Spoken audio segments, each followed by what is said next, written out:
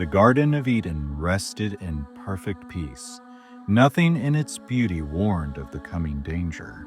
Nothing in its harmony hinted that a crisis had already begun. Unseen by the holy pair, the enemy had entered their home. Satan assumed the form of a serpent, a creature of surpassing beauty. With wings outstretched, it moved effortlessly through the air, its form gleaming like polished gold in the sunlight. It did not crawl upon the ground, it flew from place to place, feeding freely on the fruit of Eden, appearing noble, harmless, alive with intelligence. At last, it came to rest in the branches of the tree of knowledge. Unconsciously at first, Eve separated from her husband in their daily work. When she realized she was alone, a sense of unease touched her mind. But she reasoned with herself, I am secure, I have wisdom, I have strength. She forgot the warning of the angels. She stood before the forbidden tree, its fruit beautiful beyond description. As she looked, questions stirred in her mind. Why had God forbidden this tree so decidedly? Why deny something so lovely? And in that moment of curiosity, Satan spoke. Yea, hath God said, Ye shall not eat of every tree of the garden? Eve was startled. A serpent speaking?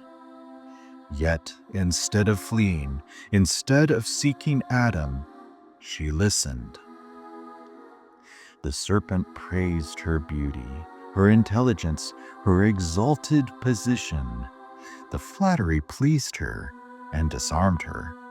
It did not occur to her that this voice belonged to the fallen foe. Satan spoke, not the serpent. We may eat of the fruit of the trees of the garden, but of the fruit of the tree which is in the midst of the garden, God hath said, Ye shall not eat of it, neither shall ye touch it, lest ye die. Ye shall not surely die, for God doth know that in the day ye eat thereof, your eyes shall be opened, and ye shall be as gods, knowing good and evil. Satan suggested that God was withholding something good, that obedience was limitation, that disobedience was enlightenment.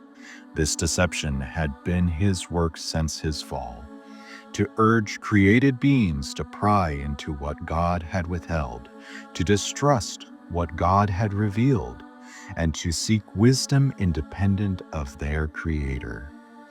The tempter drew Eve's attention to himself. He ate the fruit openly. It appeared harmless, even delightful. He claimed its power had given him speech. He insinuated that God's warning was merely a threat, never meant to be carried out. You will not die, he repeated. You have eaten of the tree of life.